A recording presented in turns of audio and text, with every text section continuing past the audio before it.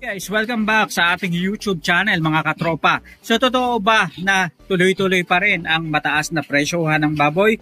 Okay guys, so tara, let's go. Pag-usapan natin yan dito lang sa Kabady Mo Ko YouTube channel. Napakainit na discussion, na topic, pinag-uusapan ng iba't ibang Facebook group ng mga nag-aalaga ng baboy hog raiser sa buong Pilipinas. Concern nila, totoo ba na magtutuloy-tuloy pa rin ba ang mataas na presyuhan ng baboy? So tara, let's go!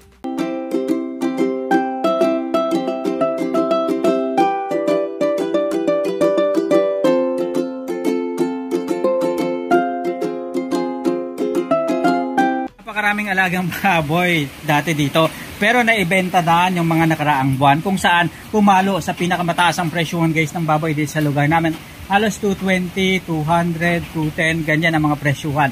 Samantalang normal days, 130, 140, 150. Diba? Napakalaki ng difference. Kaya naman hindi na kayo magtataka guys kung bakit isang baboy na lang yung nandito. At syempre, bago yan, tingnan na muna natin, silipin muna natin ang isang nandun. Guys, si Mother Pig. Si Mother Pig nga pala guys, malapit na mga anak. 3 weeks from now na lang, inaasahan natin ang mga anak na to.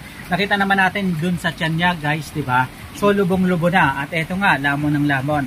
So okay lang, makakatulong yan para at least maging maganda ang panganganak ng ating mga alagang baboy na katulad nito. Eto, so thank you nga pala kay Sir J&J Poultry Farm sa binigay sa atin na manok. So hanggang ngayon, ilang taon na remembrance natin yung manok na yun. Thank you Sir Aldrin Broquesa. Ayan, ang J&J Poultry Farm sa binigay sa atin na manok. So ito na nga guys. Ito inaasahan natin na mga anak na in 3 weeks time. Kaya naman super bantay, super alaga sa baboy na to. So injection na lang dito na vitamin B complex, purga, at syempre mga antibiotic na lang bago mga anak. Ayan. So maganda guys na meron talagang inahin sa bawat piggery na kung magsisimula ka sa negosyo ng pagbaboyan, tiyakin mo na meron kang inahing baboy para at least makakatulong ito para masiguro mo nakikita ka para at least hindi ka magkaroon ng problema, tumaas, bumaba ang presyuhan ng mga baboy. Totoo nga guys na talaga namang hindi lang dito sa baboyan na to manipis ang inventory ng mga alagang baboy, kundi karamihan din sa mga hog raiser ngayon is nakapagbenta na ng kanilang mga alagang baboy. Sinamantala na ang mataas na presyuhan ng baboy kaysa bumaba pa. Nandyan rin guys yung mga iba't ibang sakit na nararanasan ng iba't ibang baboyan na nagiging challenge sa mga hog raiser. Kaya naman sa mga magbababoy, kung may pagkakataon na makapagbenta sila kaagad ng baboy, why not? Talagang diretso, benta kaagad. Makakatulong ito para masiguro nila na at least kikita rin sila.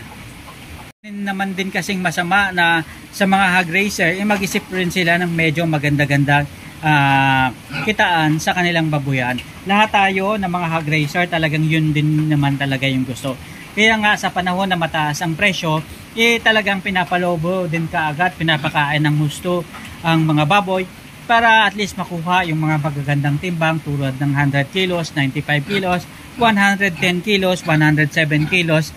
Mas maganda umaabot talaga ng 100 kilos para at least makatiyak na talagang super todo at maganda yung kitaan.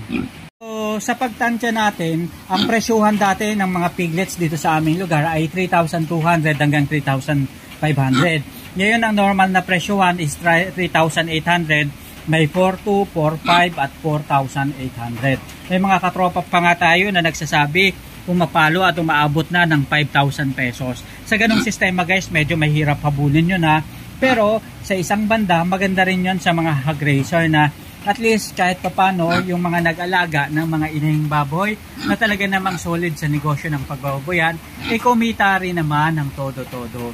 Kasi nga guys, ngayong panahon lang naman na to, talagang nararanasan ng mga magbababoy yung magandang kitaan. At sa mga susunod na mga panahon, kapag biglang bumalik na naman at bumagsak na naman ang presyo, katakot-takot na naman, nagastusan at sakit sa ulo sa mga hog raiser. Kung magbenta man ang mga hog raiser ngayon sa mataas na presyo ng baboy, sulit lang. Kung sinasamantala man nila yung mataas na presyuhan ng piglets, why not? Kasi pinaghirapan, pinagsikapan at pinagpaguran nila yan. Hindi naman biro-biro ang pag-aalaga ng inahing baboy. Mag-aantay ka ng 3 months, 3 weeks, and 3 days. Minsan nga, hindi pa nabubuo ang pagbubuntis at natutuloy ang pagbubuntis ng baboy na kailangan mo uling-ulitin at magbayad ka ulit. Maliban dyan, yung pakain pa na pinakain mo sa mga inahing baboy, hindi naman nare-refund yun, di ba? Kaya, wag tayong masyadong sumama ang loob sa mga hog raiser kung pinipresyohan man nila na mataas ang kanilang piglet. Ikaw ba?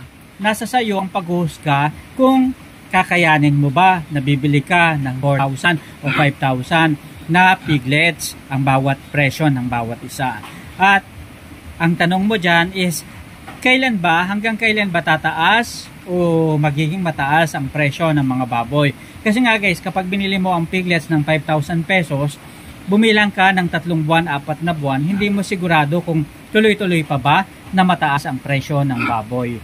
Maaaring bumagsak, maging 180, 150, 160, o maaari rin namang magtuloy-tuloy at dumiretso tumaas pa ng tumaas. So sa kasalukuyan, medyo mataas talaga at maganda ang presyo ng baboy.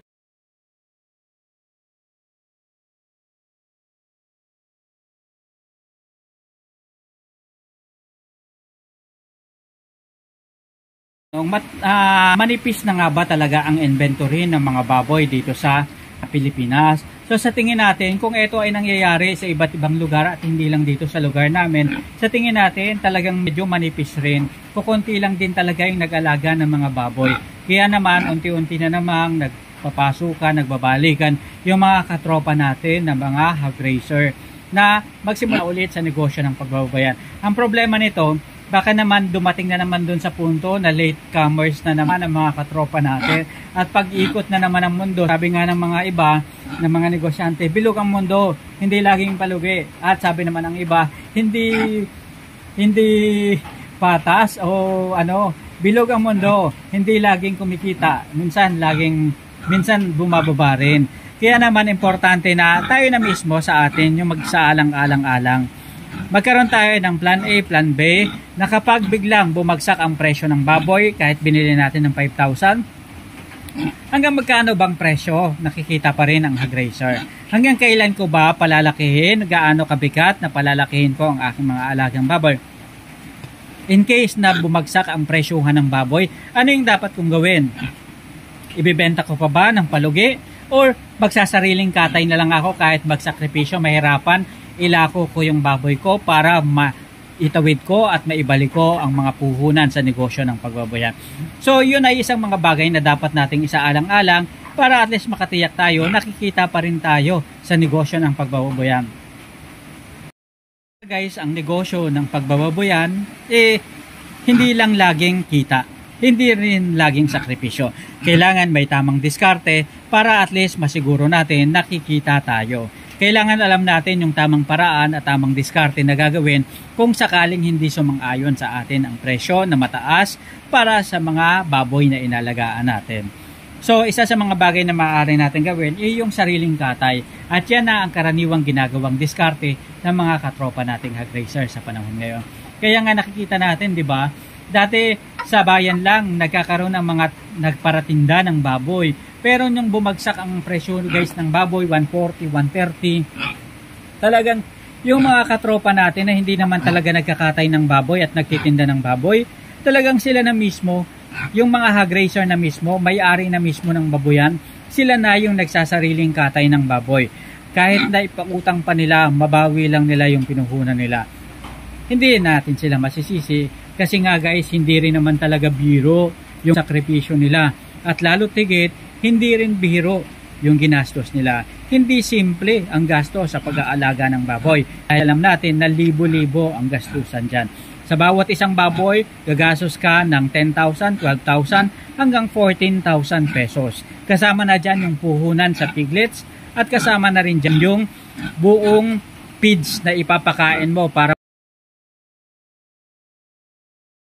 Salamat sa pagsama sa atin ngayong araw na to. Isa na namang kwentuhan dito pa rin sa Kabady Mo Ko YouTube channel. Sama-sama tayong matuto, magnegosyo at umasenso. Hanggang sa muli mga katropa, maraming salamat at paalam. Happy farming sa inyo.